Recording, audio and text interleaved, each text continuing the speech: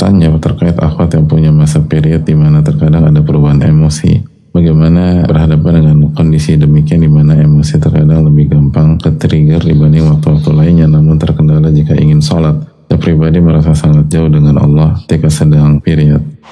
Hadirin Allah muliakan, khususnya para wanita, dan sebenarnya ini juga dibutuhkan oleh para laki-laki, suami, ayah, kakak laki-laki atau adik laki-laki, bahwa itu adalah siklus yang Allah berikan kepada wanita secara umum. Makanya kata Nabi SAW, inna hadha amrun katabahullahu ala banati Adam. Ini adalah sebuah ketetapan yang Allah tulis kepada anak keturunan Nabi Adam yang wanita. Maka menerima hal ini adalah salah satu bagian dari beriman kepada takdir Allah Subhanahu wa taala kepada kita. Dan ketika ada perubahan emosi yang natural, ada rasa sakit karena period, lalu kita sikapi dengan sabar dan kita menerima ini sebagai takdir, maka kita dapat pahala.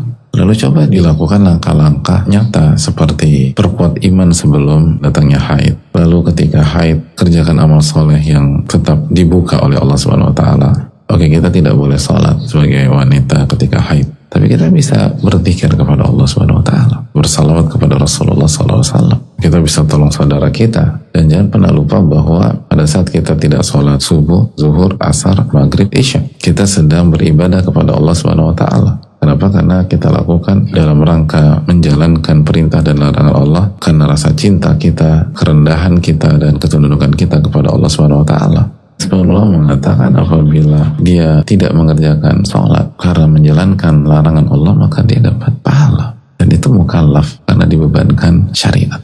Ketika Nabi SAW mengatakan bahwa wanita punya sisi kurang dalam segi agama, lalu ditanyakan dari sisi apa agama wanita itu kurang, lalu kan dijawab, alaysa idha hadat lam tusalli wa lam tasum. Bukankah ketika haid dia tidak sholat dan tidak puasa?